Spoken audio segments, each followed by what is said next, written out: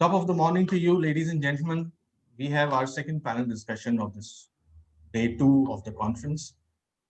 The topic is something that is much talked about nowadays, and it's very important not only for supply chain but for the future of our economy and most significantly for public health.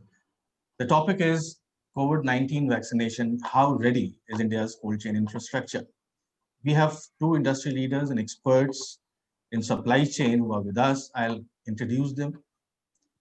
We have Mr. Prasyun Mukherjee, founder PrepGen, and we have Mr. Rahul Agarwal, director Coolex Cold Chain Limited. I will request the panelists to share their work experience and their background with the audience. I'll start with Mr. Mukherjee.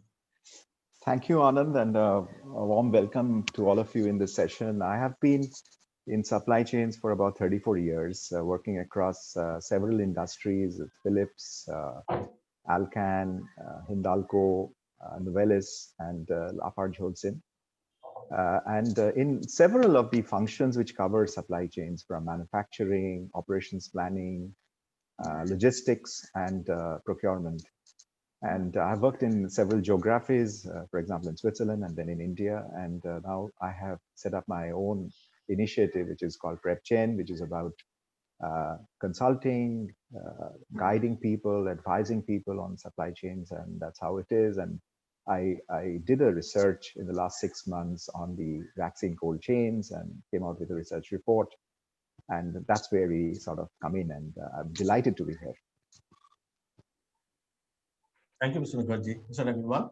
Yeah, good morning, everybody. Thanks for having me on this panel.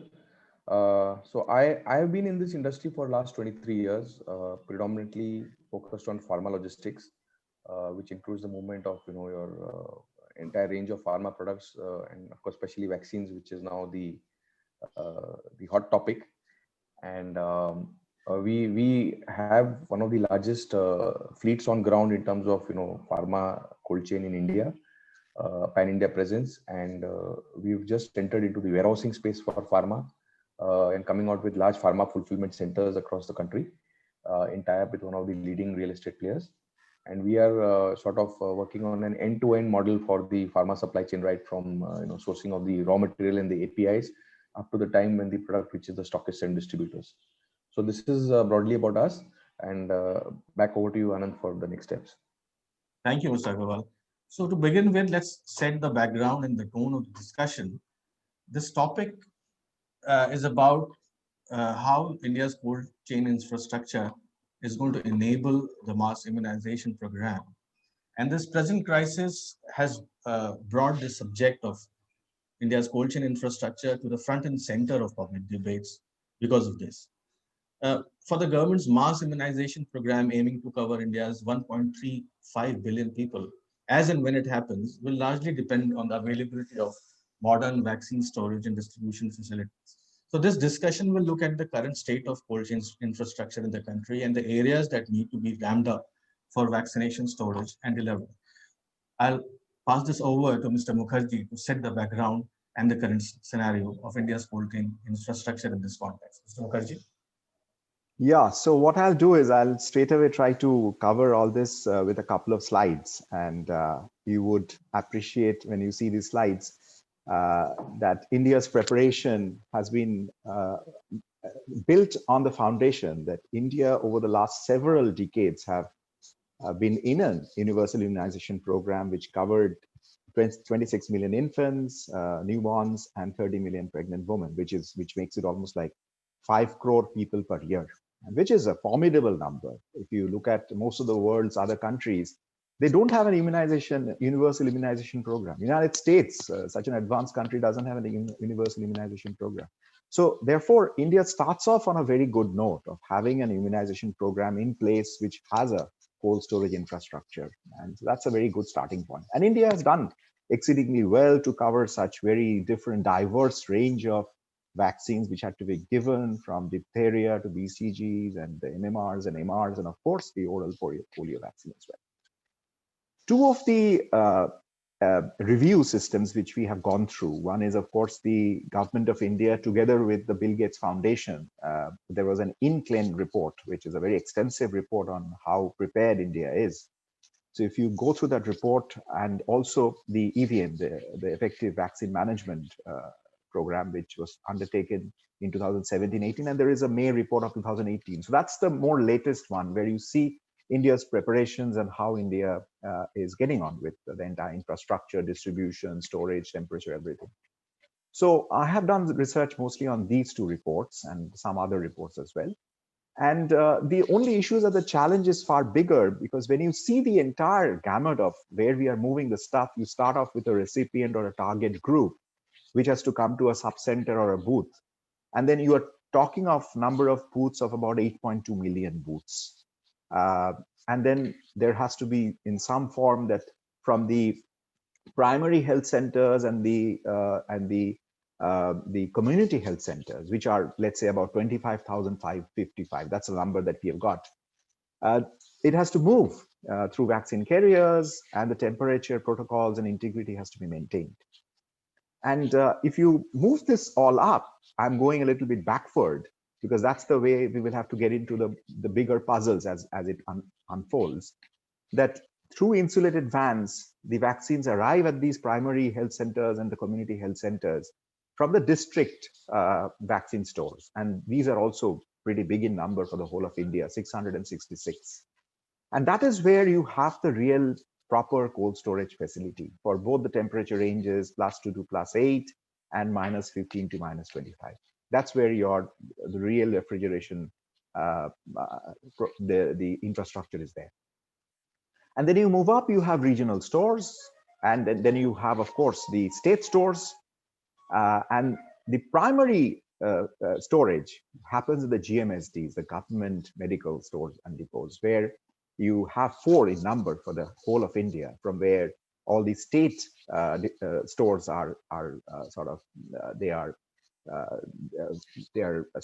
absorbed in those places, and these numbers are pretty big in terms of the state vaccine stores, which should be about 53 in number.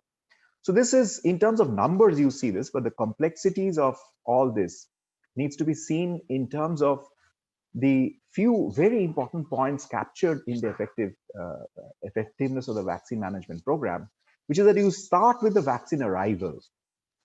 And then you look at the storage systems, you look at the temperature protocols and regimes, look at the building and transportation networks that are there. And then you have to look at the repair and maintenance needs of all this entire chain, the practices, the uniformity of the practices.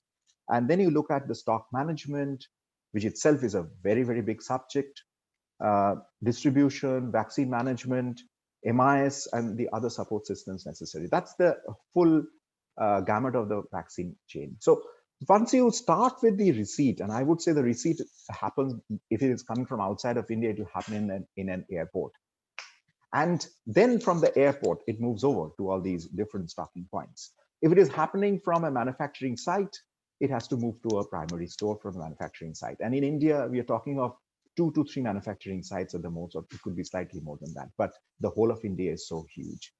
When you look at this whole thing in the form of the flows and the cross flows and some of the prioritization which happens and the demand aggregation and supply aggregation pieces, when you move into, you will find that these movements are not very straight. That means you could actually end up having movements directly from some of these stocking points as well. And so how do you plan that? How do you ensure that supply will meet demand at each of these stocking points? So therefore, you look at the structure of the entire vaccine cold chain, and it is a very, very vertically integrated structure. But there are control points which could be sometimes at the state, sometimes falling between states, and sometimes maybe needs to be more done from the center. So these are the areas where procurement, planning, scheduling, forecasting, indenting, all of that needs to be looked at in form of when you are actually going to reach the numbers that we are talking of, which is 1 billion. So that's where the puzzles and the complexities will start to happen. The other point to note is that there are other participants in the cold chain. And this structure, the infrastructure as well as the supply chain of the immunization programs, they have not really utilized the rest of the people who are also participating in the same, maybe pharma, maybe food. So how is there a possibility to integrate these two? Is there a way to horizontally collaborate? Instead of a 3PL, think of a 4PL. That's the one tier above, and see how that works out. And there are multiple storage points. There are uniformity of practices which has to be looked into, and all that stuff comes in. I will quickly take you through this slide. Of course, it is a very populated slide with a lot of areas too, and I'll close my talk with this slide only. Then you look at the demand aggregation problem. You want to get vaccinated. You are living in a particular state, in a particular district, and you are maybe in a remote village. You want to get vaccinated. Unless you are connected to a supply network, look at the cost of reaching a vaccine to you through the cold chain. It would be enormous. I mean, you can think of just providing vaccine to anyone freely, but the whole cost has to be estimated. The efficiency of that chain has to be seen. So how do you make this demand aggregated in a manner that you can connect it with the supply?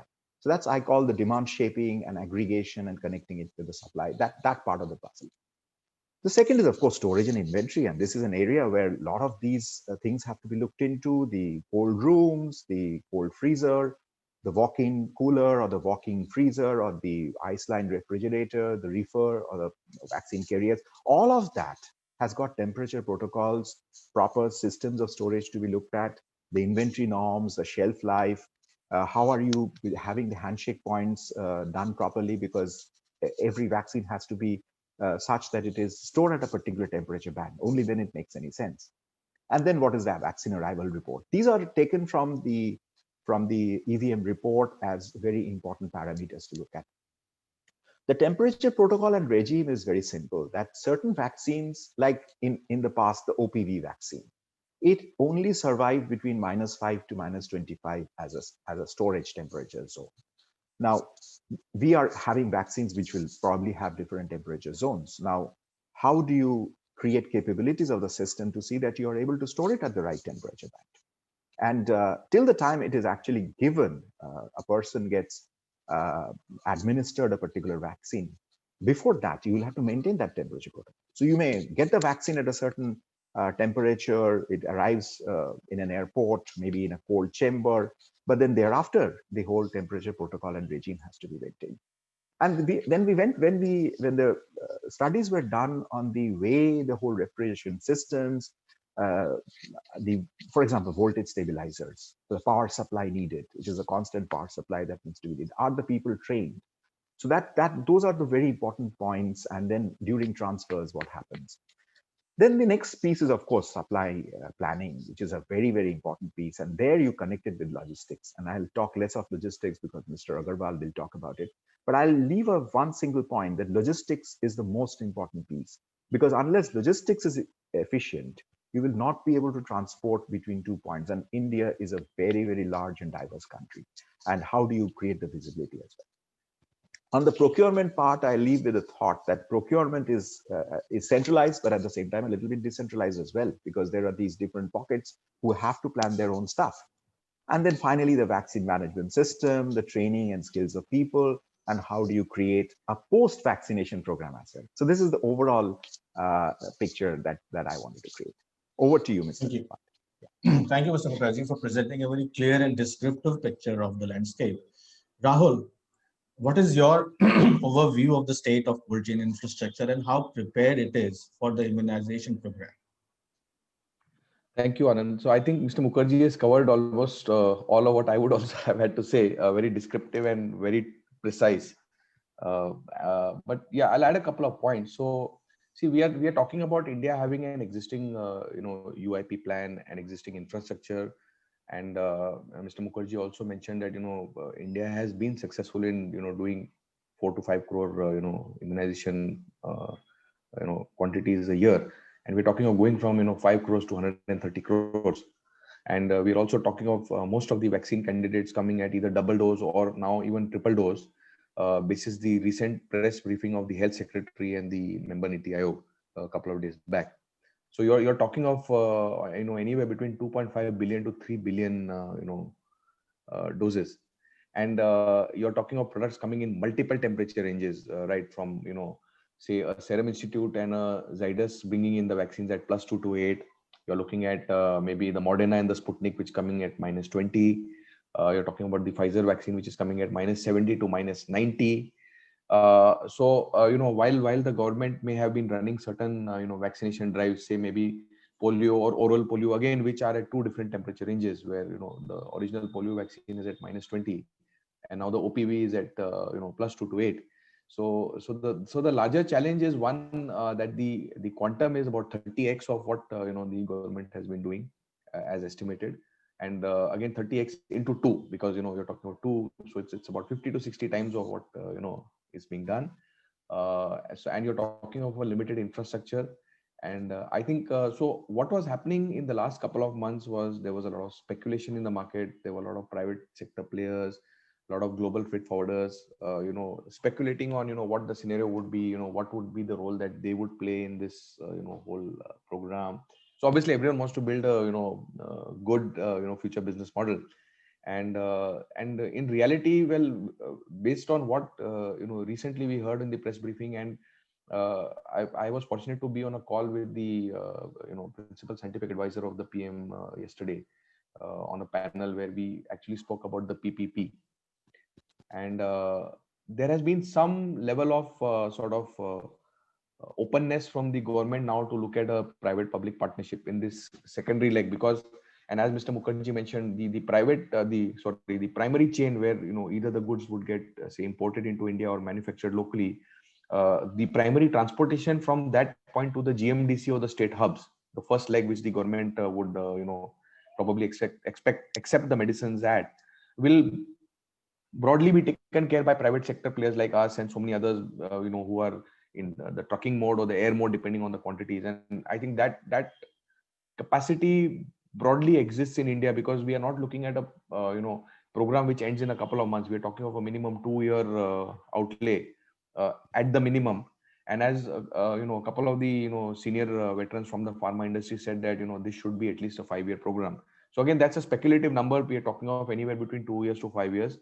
But yes, the government has said that this is definitely more than a 1-year program. So at best, we are talking about 2 years. So we are talking of actually, doing a primary distribution of these vaccines over a period of 24 months. Again, subject to availability, and we all know that there are about 90 plus vaccine candidates globally, which are, in the race. We are now looking at a lot of co-brands which are now merging and saying that, okay, let's combine and build larger quantities. You're talking of, say, a Serum Institute which is saying that look, I already do one of the world's largest vaccines, so I would like to do more. They're talking about at least 2 candidates from their end itself. And generally the feedback that we've seen is that India would be one of the large points of origin for these vaccines. And while it would be well equipped to cater to its own internal consumption, but eventually India would also be a net exporter of these vaccines to a lot of the developing countries. So from capability and availability point of view, I think India is at a fairly decent position. Also keeping in mind that India has one of the highest recovery rates and the lowest death rates. And that speaks, very well for the country, because we are also one of the largest populations in the world, probably second largest.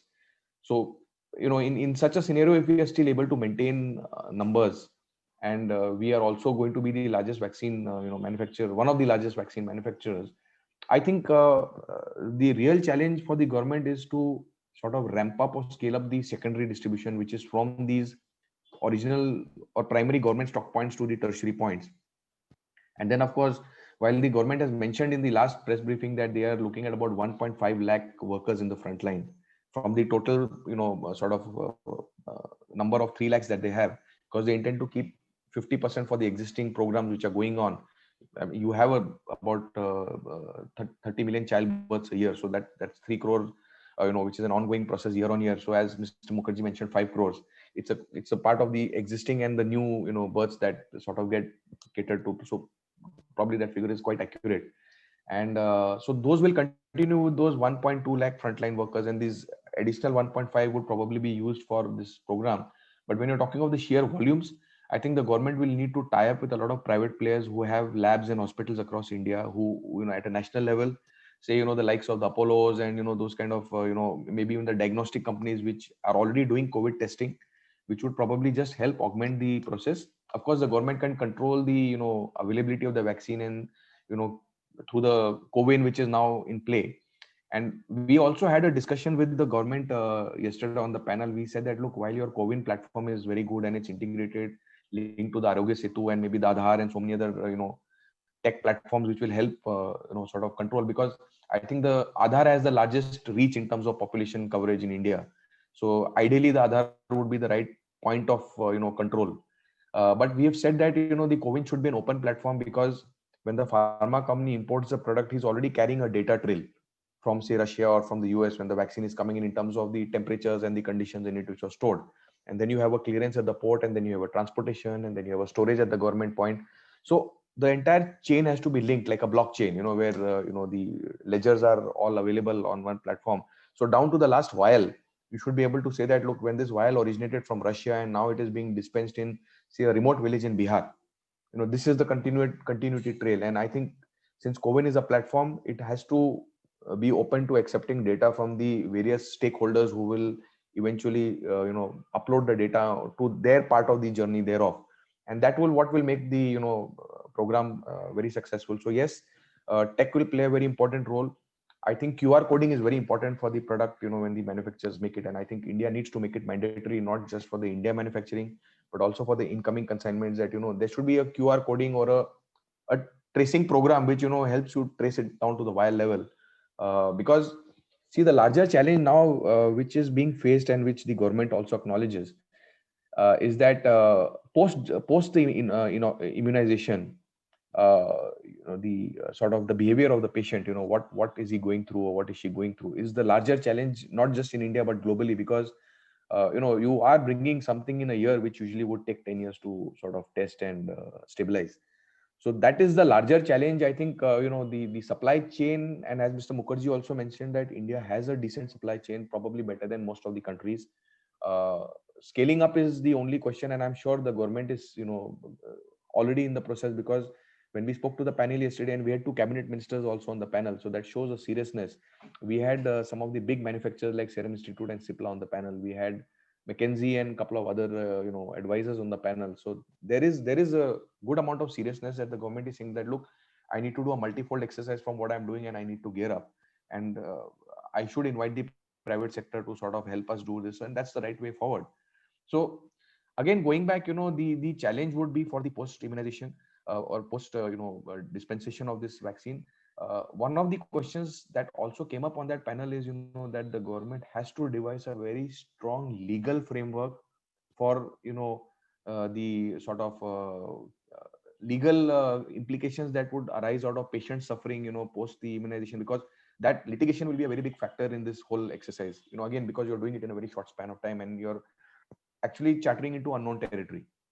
So I think these are my takes, that yes, the supply chain is there, it has to be scaled up. It is the time, we still have time, because I think at the government points, if they're sitting on, say, one freezer or a couple of freezers, because they're talking about multi-tap activity, they need to scale up those quantities. I think if the government has X number of dispensation points, they need to, at least when you're looking at a 50-fold 60-fold activity, at least the government should at first like scale up 10-fold, so that there is no herd situation. You don't have a situation like a farmers agitation where you got 10,000 people sitting outside that place and saying humko pehle de do vaccine, so those things will come up, because it's all here, and when we see that vaccine is being given, just like when the COVID testing was happening, we all know what happened in the beginning. There was a queue and there was a mess, and the same thing is going to happen for the vaccination. And then again, the question is, the commercial angle, where the government would probably want to give it to the frontline workers at the government's expense. And then there was also talks about one of the members in the panel yesterday saying that if the richer population is able to pay, then let the urban hospitals have the authority to sort of procure certain quantities, and give it to them, because then you are building two channels and you are catering to a more larger audience at the same time, partially which people who are paying and partially people who would want it free. And there was also a debate around the military, because countries like the US and Australia are actively considering the military, because it is a generally known fact that the logistics of the military is a very disciplined and a very, well organized sort of practice. They work in very difficult terrains, unlike, a typical logistics that you do in country. They are doing it in hilly regions, they are doing it in, water terrains, they are doing it in, very harsh environments. And whether bringing in the military as a backup or as a ancillary sort of help to just bring in the discipline into that activity is another thought process that GOI is also thinking in line with what other countries are thinking. And this is broadly what I see as the scenario today. So over to you again, Anand, and thanks for this. Thank you, Rahul. I think the work of the panel is done. Now we can all go home because everything is answered. So now I I have the don't know. I tough mean, we are task. still in a very unknown space, so it's still So I have this evolving. yeah. So and it's a great thing that both of you are from the industry, and the picture in the industry is has started becoming clearer in the past 1 or 2 months only, because as this crisis struck us, I think India's cold chain infrastructure was very much staggered and mostly designed to deliver fruits and vegetables, perishables mostly. And as far as the immunization program is concerned, the cold chain infrastructure was designed to enable immunization of mainly infants. So my my point is, my question is that this was like everything in the year 2020. This is, as you rightly said, this is unknown territory. And if there is anything that this year has taught us, that there is no such thing as a clear vision of the future. I want to ask you, gentlemen, is that as the crisis hit us, and for the private sector players in the cold chain industry, when did this realization start to sink in that we need to be geared up, look at the current state of infrastructure, and what could be the plans for the future, and how much time for preparation that you had in order to be able to rise up to the expectations? So can you give us a sense of how this year has been in terms of your industry and its preparedness? I'll start with Mr. Mukherjee. So I will speak on behalf of the industry, although I will not, I have not the experience of working in a cold chain industry, but I will say that how the industry, for my research and other things, I know that basically on the primary leg, which Rahul mentioned, the primary leg is pretty simple, and that's going to be the sort of the easiest part of the whole journey. And I think a lot of work has happened on the primary part so far.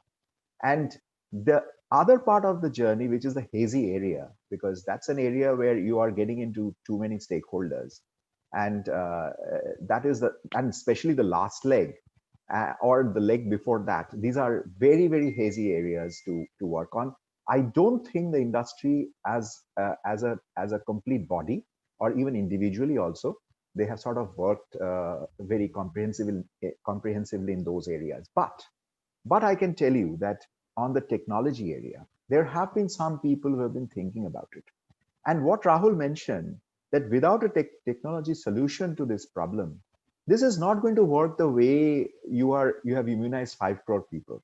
If you want to work with too many stakeholders into your fold, which will be part of your logistics network, you better prepare yourself on the technology area. And that is in bits and pieces. Some people have thought about it, but not very comprehensively. So both on the technology area and in the first mile and in the mid mile, I think the constructive work is, to be very honest, honestly speaking, is yet to sort of take a proper shape. Rahul? Yeah, so see, I'll give you an example of India versus the US, and if you look at the US markets, they have about 3 large distributors who control 95% of the pharma industry or the pharma distribution. So you have the McKesson's and the likes of them, where McKesson is the largest sort of pharma distributor. And the value of business that the US does is about 11 times of what India does. So while India is looking at about a $40 billion, pharma domestic market, the US is already a $500 billion market. So when you look at the sheer size of a McKesson, which is probably, you can say about 8 to 10 times of the India market itself, standalone, and they have taken the sort of rights, or they have taken the distribution rights from the government of the US to handle the entire vaccine program in the US, right? Now in India, if you look at a market which is 1/10 of the US market, and you've got 20,000 distributors in that, you can understand that how fragmented, the market is. You've got small distributors, you've got stockists, you've got sub stockists, you've got super stockists. It's extremely fragmented, and it is trade controlled. The AIOCD, which sort of controls the chemists and the associations. So it's going to be very difficult for the private sector to actually take this whole platform down. And ideally the secondary needs to, and which is the hazy part as was mentioned, that needs to really be controlled by the government, because else it will lead to a lot of a lot of issues such as pilferage, counterfeiting, and those kind of things. Because today also India does have 8 to 10% of counterfeited medicines, and which is a very huge number when you're looking at a $40 billion market. So if you go back, say in June, July, and you look at the situation, that was a time where people start thinking, okay, there is going to be a vaccine, there's going to be something that is coming out, and then people started talking, and everyone started throwing in numbers, and then finally when you came to about September, October, that's the time when people said, okay, we've gone into the phase trials, and phase 1 ho gaya, and phase 2 is coming on. And I think by the time we reached November, the government also started sharing input. So I think it was right from the government's point not to speculate till the time we really knew that something's happening, and otherwise that would have created a further panic. And we spent more time in sort of controlling the deaths and controlling the cases by various lockdowns and other methods. And when the government probably realized that yes, the vaccines are a reality, and by end December, Jan, we should have some products actually coming onto the ground for the frontline workers. That's when they eased out the whole movement of the people, and trains started moving, and the airlines also started opening up. So I think one is that the government has done the very right sort of process flow, or the way they started closing and opening up the whole sector. From the logistics perspective, see, again, we were also not sure what kind of dosages will be required, or what kind of sheer volumes will be required till as early as the beginning of November, so about a month back. And that's when information started trickling in, and that's when we started planning that, look, you will need portable cold rooms which consume very little power. You will need these passive cooling boxes for the tertiary movements, where the midwives and the nurses will actually take those vaccine boxes from the the last point of the government to the villages, because there's a lot of rural coverage that is required, where you maybe you don't even have electricity, so it has to be passive boxes. And we have actually come out with a design for a -20 box, which we are launching in the next 2-3 days, which can actually hold the temperature for 4 days, which is a very good achievement compared to typical 24-48 hour scenario that we had in India. And these are reusable boxes, so from the cost perspective also, it's a very unique proposition. Typically these passive boxes take about 3 days to charge, and in our case we are doing it in less than 8 hours. So it's a very disruptive model that we've come out with, and we will be going to the market with that very shortly. The primary logistics, again, we have about 300 reefers, so we are geared up to cover the market. One, because the origin is not just one location. We are seeing manufacturing happening in Gujarat, we are seeing manufacturing happening in Hyderabad, we are seeing manufacturing happening in Pune. We are seeing also Himachal now, which is coming up, because that's probably where the Sputnik is going to be manufactured by one of the partners, probably Dr. Reddy's. So you're seeing a pan-India, sort of origin for these vaccines. So since the trucks go from A to B, we are getting a back freight from the vaccines itself, and that's what makes the sort of logistics a lot more easier. Unlike a typical movement, and Mr. Mukherjee would agree that in cement it's a very regional movement, right? So you got to have dedicated axles, and things will just work on a kilometer run. But in this case, it will be a different logistics, because you have a crisscross movement, and we already exist in the market of vaccines, right? So it's just an augmentation of our assets, or more efficient use of the assets to sort of cover up the volumes. And I think the government has also been actively planning in the number of freezers and coolers, and those kind of activities that the government requires to do to gear up. And I think the government has done a partnership with the states. It's a central state sort of like a relationship, where the states have been told that, look, your population better than us. You know the ground realities. Which are the pockets where you have larger concentrations of populations. So why don't you go ahead and plan what kind of infrastructure you need to upgrade. And we will sort of come into that whole program of the vaccine on a revenue share model. This is broadly what we are seeing. So let's say a vaccine is costing 500 rupees, and there is X amount of margin riding on it, or X amount of buffer riding on it. the state government would probably be given a share per vial in terms of the actual, immunization. So that money can be used to actually gear up on the infra, which will be needed. So like the BMC was already talking about building something in Bombay, and so also Pune and Nagpur and maybe southern parts of Maharashtra. So if you take a state like Maharashtra, probably the government needs to have 6 to 8 primary points, and then on, at the district levels and at the tertiary level. So that's how I think every state would need to gear up. And from what we are also told by the government yesterday in the call is that right up to the district level or even the block development level, the detailed training sessions and the discussions have already gone through, and the government claims, which I mean of course that's from their side, is that by the 15th of December they should be broadly geared up to take this whole onslaught of the volumes. And looking at the larger share of volumes coming in post March, I think the government still has more time to gear up these facilities. And I think if they've been doing a good job at these 5 crores, I'm sure that and looking at them wanting to do say probably half the population in this current year, they should broadly be ready. So this is what my take is. Great. Now, when you said that by March a certain number of volumes should be coming in, to understand more about that part, as we understand, there are three, from government's perspective, there are 3 vaccines under consideration for emergency use authorization.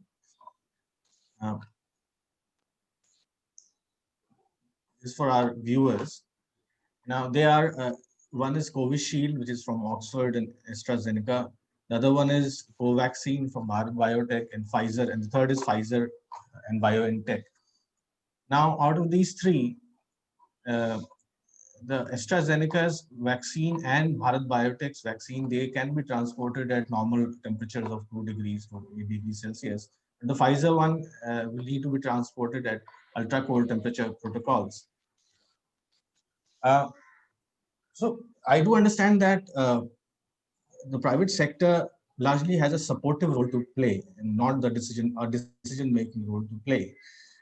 But if one had to prepare a strategic roadmap, considering these points that I just mentioned, that there are 3 vaccines in consideration, one will require 2 doses. There are so many unknown variables.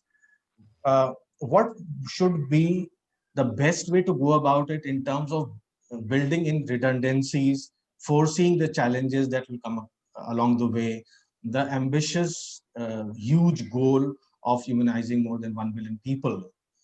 What should have been, or what should be the right way to go, and what should be the challenges one should expect along the way?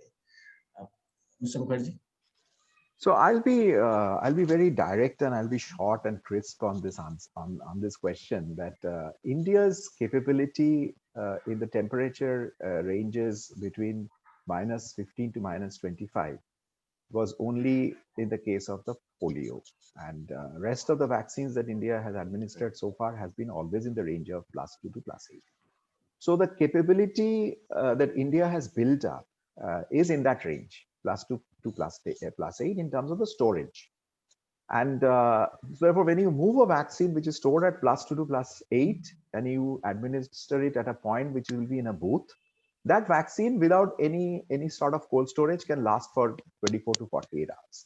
That's been the range in which India has worked. Now, if you are straddled with a vaccine which requires a far lower temperature, then India's cold storage entire infrastructure has to be definitely looked into in far greater detail, and the capability building and assessment has to be done. And I leave it to Rahul to explain that in details, because my sense is that if you move into a low temperature zone, in a situation where your existing capacity, which was currently doing about 5 crores a year, has to be ramped up to anything to, let's say, 20, 30, 40 crores, the cold storage needs, and it can never be that you are ramping up your throughput, whereas your cold storage capacity will not ramp up at the same rate. It doesn't make sense in a supply chain. So therefore, clearly, we will have to assess and take the corrective steps there. Rahul? Yeah. So see, firstly, from what I have heard as of today morning, the number of candidates that have been actively put under consideration by DGCI or the Government of India is 9. of which one Pfizer is the one which requires the -70 to -90. And the remaining 8 are split between +228 and -20. So the Covaxin from Bharat Biotech is actually at -20 and not 228 as we speak. So and as Mr. Mukherjee said, there is a decent capability at +228 and there is a relatively smaller capability at -20. But these two ranges are what the government has worked on in different volumes and in different geographies in India. And I think even when you look at the Pfizer vaccine, which is likely to come into India, from what we've heard from Pfizer itself and from the markets and the information available on media, the quantities coming into India will be relatively much smaller. Now, -70 to -90 requires either a cryo solution or a dry ice solution. And obviously the timelines for the dry ice is 24 to 48 hours. So it's a rather big challenge. And I think from what we hear is that the availability of the Pfizer vaccine would broadly be restricted to mega cities, like your Bombays and Delhis, where, one, the availability of dry ice is also there. And, there the, urban population which can afford that vaccine, because Pfizer would not come under a DCGI pricing, and they would probably want to do it at their global pricing, and that's what broadly it seems. If you look at the other vaccines, and most of them which are being manufactured either independently in India or with some sort of partnership, and which come in the 228 and -20 brackets. Again, it's just a question of the secondary infrastructure being upgraded, because at the primary level, again, -20 and 228 in terms of the trucking capabilities or the air movement capabilities does exist. At our end, we also have trucks which are dual chamber, dual temp capable. So we can do -20 and 228 in the same vehicle at the same time. So those capabilities also exist in India, not just with us, but with other players as well. And as far as the passive cooling is concerned, and as Mr. Mukherjee said that, till some time back, the capabilities existed with a shelf life of 24 to 48 hours. But products have now come out in the market very recently, which can go up to 96 hours also. So that sort of eases the burden of, quickly wanting to, use that vaccine before the timeline expires, because you have a little more buffer. So when you're moving from these tertiary points to the absolute rural points, I think, that 3.5, 4 days timeline gives a sense of relief. So, the wastages can be reduced and there would be better visibility on the product. Because you also have to consider one factor, that there is going to be a good amount of wastage also in this, volume that comes in. So if you're looking at the current, vaccine industry, which is broadly at 228, you have about 3 to 4% wastage. But when you're looking at a -20 as a major flow, you are looking at a wastage that can go up to 10%. So when you talk about 2.6 billion vials, you're talking about 2.6 billion plus 10%. So that is also another factor that has to be, considered. And, obviously the supply chain will be the sort of culprit, which is always blamed for any of these, losses. But then that's where the, challenge lies, and that's where the government needs to sort of build up. And which is why they have now opened up to this thought that, yes, probably there should be some sort of PPP in this secondary leg, and maybe, let the experts handle that. And we've also suggested to the government yesterday that there should be a sort of panel which brings in a couple of private experts, maybe 1 or 2 from the logistics side, because logistics is the key function, 1 or 2 from the manufacturing side, because they are the ones who will actually give the product, and the third one would be from the immunization side, where companies like Apollo Hospitals have already been pitching that we would like to be a partner there. Now, there is one more challenge, which we haven't spoken about, is the bio waste. So when you're talking about, 2.6 billion syringes and 2.6 billion vials going into the markets, you also need to understand that, that's the sheer volume of bio waste which will be generated, which needs to be sort of addressed. So on the reverse haul, post the immunization, the government has to very actively plan how they will address that problem, because, that will also have a very strong environmental impact.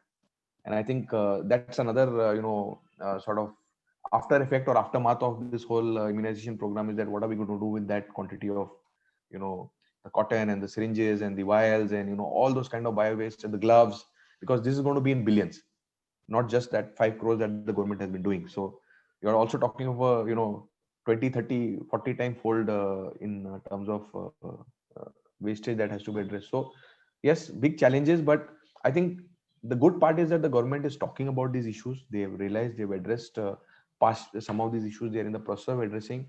I think the wastage issues will start coming 3 months, 4 months down the line when the quantity starts ramping up. So as I mentioned, that the government has time, in tandem with the private sector, they should plan this out.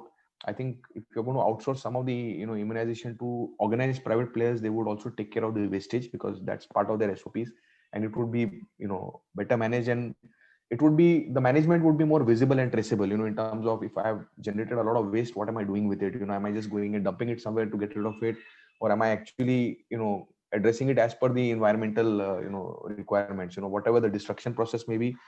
So you will need a lot of destruction centers also for these, which need to be created. So again, another business model for the industry. And this is broadly what I feel that is the future ahead. Great points. Mr. Mukherjee, as Rahul brought up one idea among the many of, let's say, forming a panel where you have the manufacturers and the logistics players and the government all participating. And this is so exemplary and telling that among all the industries who face this crisis, intra-industry collaboration, inter-industry collaboration, cross-functional collaboration is one thing that has come up for everyone to be able to face something that is so unknown and sudden.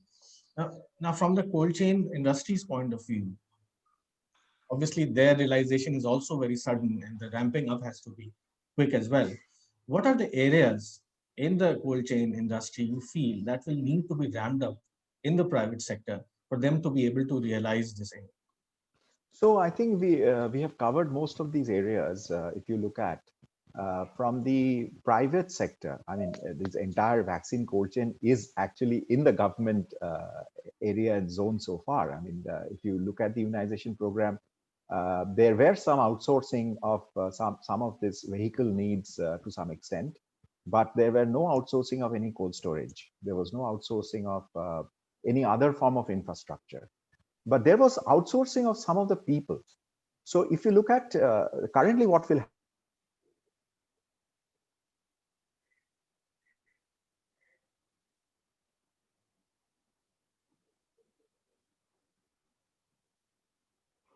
you need some constant flow of trained people. So there has to be some people from the cold storage industry to be able to create that supply of right skills and right sort of blend of those skills which will be required, and the training modules as well, because this is something where you just give an untrained person, he doesn't even know how to monitor temperature.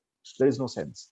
The second is the refrigeration area, and this is an area I always feel that the rest of the cold chain has got capabilities, and whatever temperature range that Rahul was talking of, the rest of the cold chain has got huge amount of capability, and that is there for asking, and that's something where the partnership has to evolve. The logistics part is the most important part, because as Rahul was saying, that the wastes that happen, the majority of the waste, if you see in the EVM report or even in Bill Gates Foundation, that report, is because of these kind of differences. It starts at some point with a certain temperature band. When it is received, it is at a completely out of band picture. And the vaccine arrival itself, the receipt, the exact timings of the receipt. So how do you plan the logistics? How do you ensure that the trucks are indented in a manner that they are sequenced properly? And then you have a visibility of the flow. And then when the receipt happens, it is all not bunched up. So this logistics area, I feel, is an area either through technology or through other means, and the ramping up of the capacity also, because I don't see that the earlier model, the way it was designed for a fixed number. I mean, you never had more than 26 million infants being born. So it was a very fixed number. You're tuned to that number. It's like a drum beat. But then it's a new number now. So we'll have to sort of open your eyes and look at what other forms of transportation will be possible. And it is just not the reefer trucks. It's also about the insulated vans. Any other form which can actually give you the same sort of output as the stipulated temperature zones are concerned. So a host of areas to work on. I feel that refrigeration, logistics, training, areas like repair maintenance, I don't know, because the cold storage repair maintenance itself is a huge, you're talking of a 2-year, 3-year, 4-year program. And most of the problems that happened was because of the repairs and maintenance and the preventive maintenance program not being there. Or think of the uniformity of the practices by which temperature is monitored itself. So how do you create those skills in those areas, get the right people in, right stakeholders in, and the government kind of has a handshake with those and has a way of working together with those kind of stakeholders. That's where our focus has to be. Thank you. Rahul, your thoughts on this?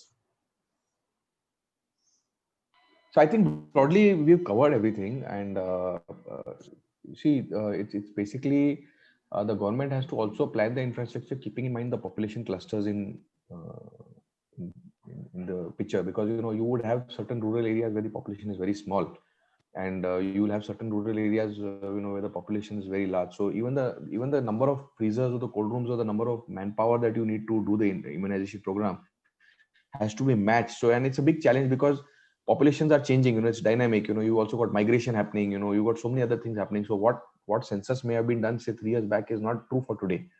And in a city like Bombay, I think even if you're going to put up 20 centers across the city, it's still not going to be enough, because that's the kind of volumes that you're going to have to handle. So you'll have to have a separate thought process for urban, you'll have to have a separate thought process for semi-urban, for rural, and then you're leaving a lot of it to the purview of the state governments. And today there are a lot of state governments which have sort of dynamic relationship with the center, and those things, the political angle also will influence the whole thing. Because I was talking to one of the very large pharma company CEOs, and he was talking about a particular product which was being imported and in short supply, and he was saying the kind of pressure that politicians would put on him to make that product being available in their state was something which was very difficult, because fighting with a politician in the particular state and not giving him that stock also brings its own repercussions, right, in a country like India. So, and when you're talking about COVID vaccine, which is a matter of life and death, I think those pressures will be multifold. So there's also about dealing with political pressure, which will be an impact, because since the state governments will have certain powers to give procurement quantities to the pharma companies, there would also be a challenge of infighting between the states. I would want more quantity and I would less quantity, and obviously that's an initial phase in the first 5-6 months, after which the volumes will stabilize. But then that's another challenge that I think private sector will have to put up with, which would also then include logistics. So suppose I am a logistics player originating out of Bombay, there could be pressure from the local state government saying that aap Bombay wale ho, aap dusre state ko priority kaise de rahe ho. So I mean, I'm just visioning out so many other relative issues that can build up, and this has happened in the past, and not just about India, it's about anywhere in the world. When the Pfizer vaccine was the first to hit the road, there was a lot of I mean, it probably has cost somebody an election also, and so those are things which will sort of build into the whole equation. So those are the sort of disruptors which will come in.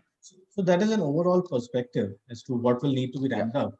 From an industry perspective, what are the weak areas in your view that will need to be strengthened, and what are the new things that the industry is going to learn?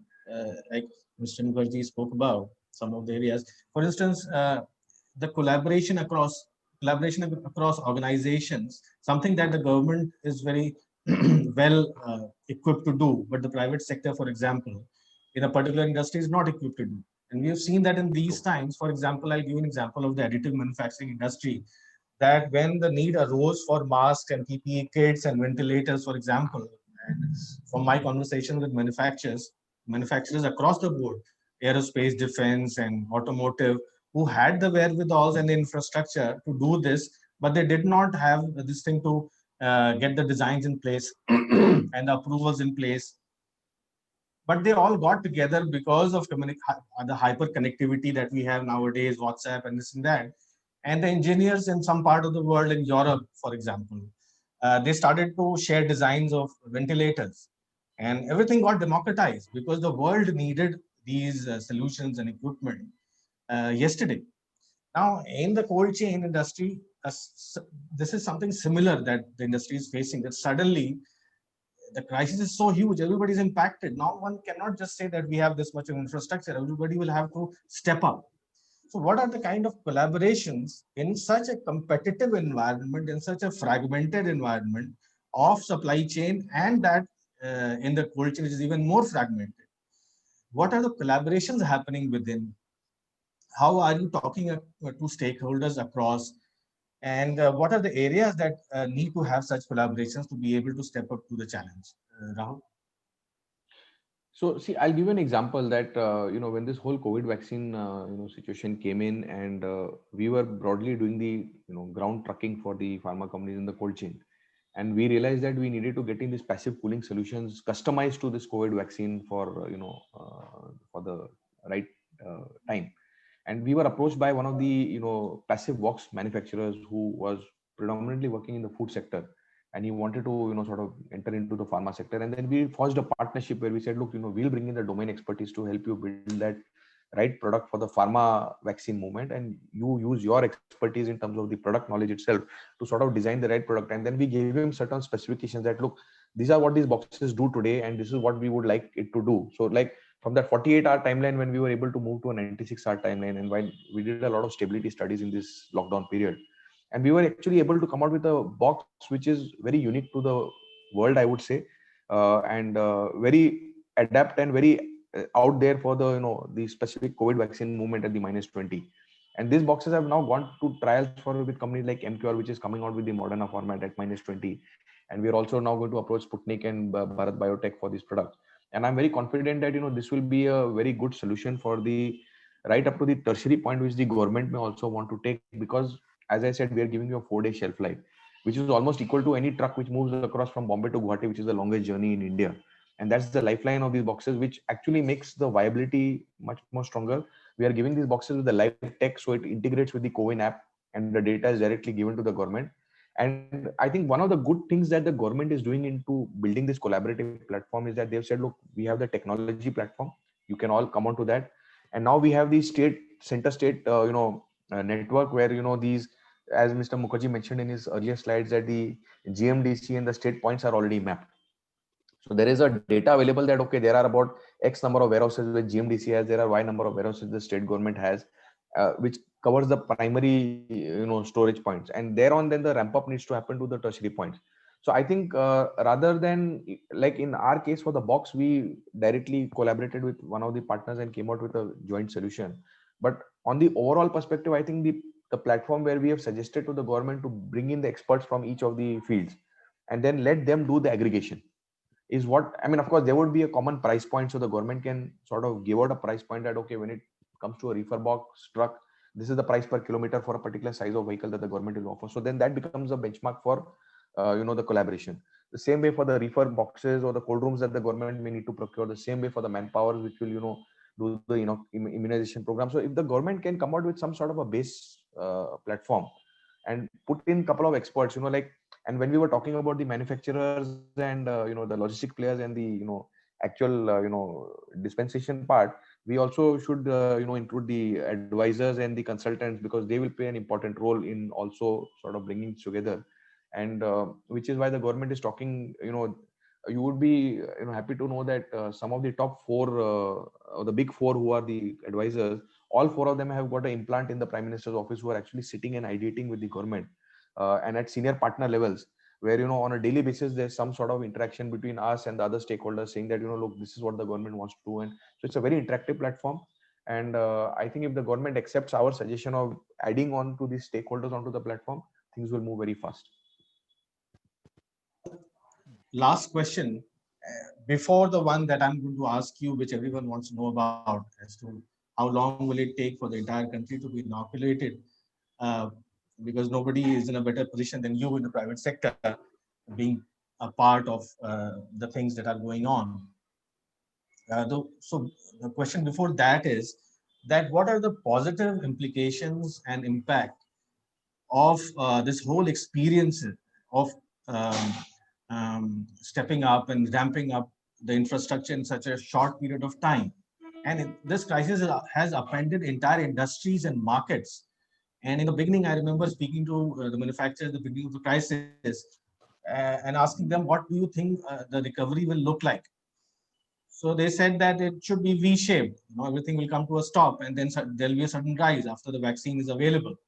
Then after a few months, people started to see a U-shaped recovery, and it will be a gradual upturn.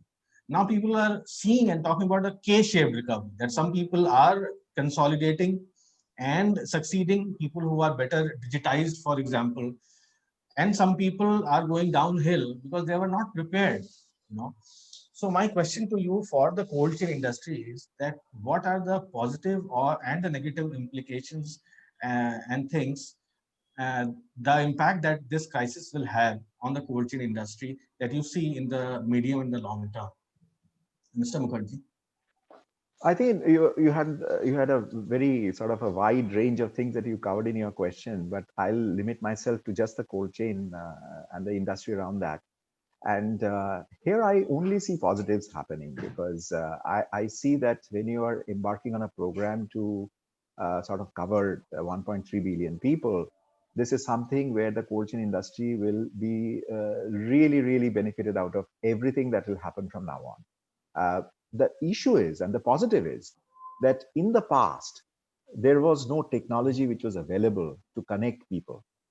Even if you wanted to do it also, it would have been very, very difficult. Today, you have the technology. You can connect stocking points, you can connect vehicles, you can have visibility. And India and the government of India has shown the eagerness to sort of get into these kind of things, right up to blockchain. So even if blockchain doesn't happen, at least the least that we can expect is the use of technology which will give us far better visibility of the puzzles and how can industries step in to solve those puzzles, whether in the logistics space or in the storage space. Just the sheer understanding of the puzzles quickly and solving them so that at least the wastage can be reduced, because the wastage is the area which will actually determine whether India would be able to do something faster or slower.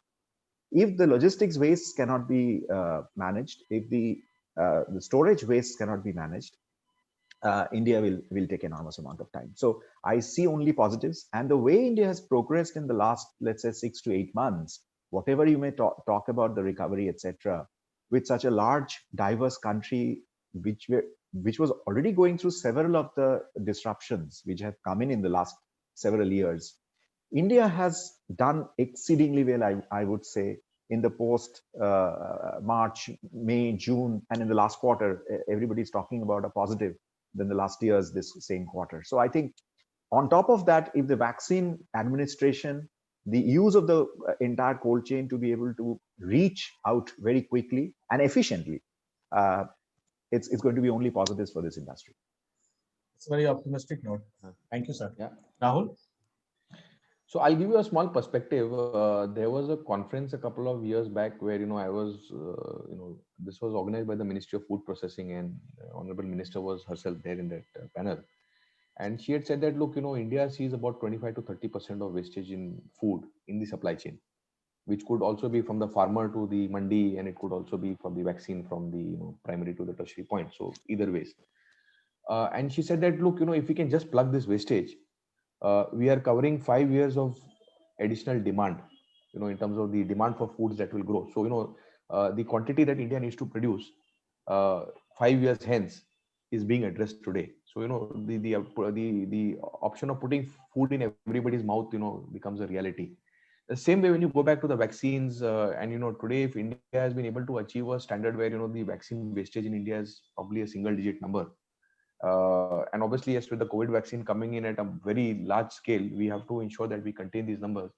I mean, it has to be a collaborative effort. And a classic example is, where we were able to get this box partner, who's again a global player, to come and tie up with us and say that, let's do this together, because, it's very simple that united we stand and divided we fall. And we were at a situation for the first time in the history of this planet where, one fine day there was a break put on the movement of the planet, and we said, okay, there's a stop. And how resilient are we? Can we break this chain and come back? And there were lots of interim solutions which the world came out with this lockdowns and social distancing, and then there were your remdesivirs and the flavipirs of the world, which were temporary solutions to control the COVID vaccine. And then now you've got a vaccine which is, during that 6 months time, we've actually been able to say, okay, now we have the vaccine. So I think from when you look at HIV, and where you took 15 years to actually come out with some optional solutions, and here in less than 15 months, we are actually coming out with something which is more drastic and more draconian than the HIV virus itself, because the HIV virus had something which was through physical touch. Here, this is transmitted even through the atmosphere. So you've got larger challenges here, but we've actually been able to overcome this in a much shorter time. And I think this has happened only because of collaborative efforts, because you've seen, the MIT institutes, and you've seen the AstraZenecas, and you've seen the, Sputniks, and the Russian government collaborating with various other countries' governments and saying, okay, let's quickly come out with something, because this is something that affects all of us. And I think in relation to that development that we've seen from the lockdowns to the tablets and now to the vaccines, you've also seen the economies, slowly bouncing back. So it's all going sequentially. And I think now we are on the right track. And as I mentioned, if the governments can bring in these panels to aggregate, that would be the right way forward, because there would be a platform which would help to aggregate rather than individual players, talking to each other. Because see, typically in a competitive industry, players don't talk to each other. I mean, while we may say a lot of things ki baat hogi and kaam hoga, and it really does not happen, because I would look at my profitability and say, what is in it for me? And so would my competitor do. But when you have a common price point and a government, driving that, then, the barriers can be broken down, and, a lot of avenues can open up, not just for the COVID vaccine, but also for future collaborations. Like I had given a suggestion to the Honorable Food Minister a couple of years back that, when you talk of farm to fork, and when you talk of vaccine going from urban to rural, they are both integrated backward chains. They're complementing each other. So while the MOFPI had come out with a lot of proposals for the food industry, the pharma industry was not coming out with similar proposals for the healthcare industry. And I had told both the ministers that, look, if you all can work together, you can control the wastages and the efficiencies on both sides. Because my truck would go to the farm with the vaccine, and it would come back with the food which is required in the mandi in, say, APMC. So it's a backfreighting, it's a win-win situation, it's a reduction of cost, it's an improvement of efficiency. So that is yet to see the light of the day, but I'm sure that the government is actively thinking about, even that level of collaboration in the future, which could help the overall economy. Excellent. My final question to both of you is that how much time do you think it will take for the whole country to be inoculated? Just, a ballpark figure. And when will we be able to watch a movie in a theater without worrying the way we used to in the good old days? Mr. Mukherjee? Well, this is almost like asking a question where a lot of data is missing, and this is like making a speculation, but I'll try to be a little bit more objective.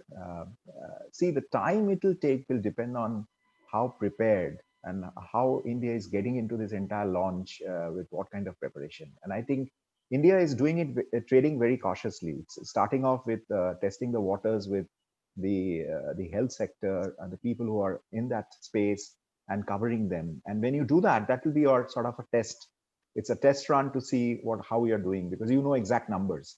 So the demand shaping, supply planning, stock management, logistics, for that kind of a target population, you will understand, and then solve the puzzles around states, center, districts, cities, panchayats, blocks, etc. So that is something which actually will give you what is to work on for solving the bigger puzzles.